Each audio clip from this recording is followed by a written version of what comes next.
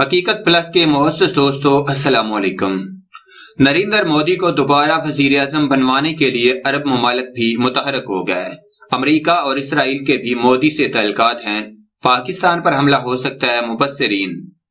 مزید ڈسکس کرنے سے پہلے آپ سے گزارش ہے چینل کو سبسکرائب کر کے بیل کے نشان کو دبا دیجیے۔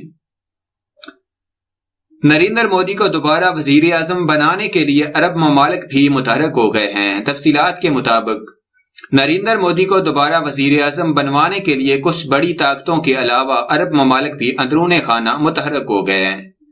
اس حوالے سے قومی اخبار میں شائع ایک رپورٹ میں بتایا گیا ہے کہ ماہرین کا کہنا ہے کہ امریکہ اور اسرائیل کے بھی مودی سے تعلقات ہیں اور پاکستان پر حملہ ہو سکتا ہے۔ اس حوالے سے پروفیسر جانسن ٹام بریسٹ کا کہنا ہے کہ پاکستان کی گزشتہ 10 سالوں پر محیط حکومتوں نے خلیجی ممالک کو بالکل نظر انداز کر دیا تھا، جس کا خلا بھارتی حکمرانوں نے پر کیا۔ امریکہ اور اسرائیل سمیت عرب ممالک کے ساتھ مودی نے معاشی اور ذاتی تعلقات استوار کیے۔ انہوں نے کہا کئی عرب ممالک سی پیک کی وجہ سے پاکستان سے ناخوش ہیں۔ ان کو خدشہ ہے کہ اگر گوادر پورٹ نے باضابطہ کام کا آغاز کر دیا اور اس علاقے میں جاری ترقیاتی کام مکمل ہو گئے تو سب سے زیادہ متاثر وہ ممالک ہوں گے۔ افغانستان اور ایران بھی پاک چین اقتصادی راہداری کے خلاف ہیں۔ پروفیسر مائیکل جے رائٹ نے کہا کہ بھارت کے الیکشن پر سب کی نظریں ہیں۔ پاکستانی وزیر خارجہ نے بھارت کی جانب سے حملے کے خدشے کا اظہار کیا۔ اب امریکہ کو اس کا نوٹس لینا چاہیے۔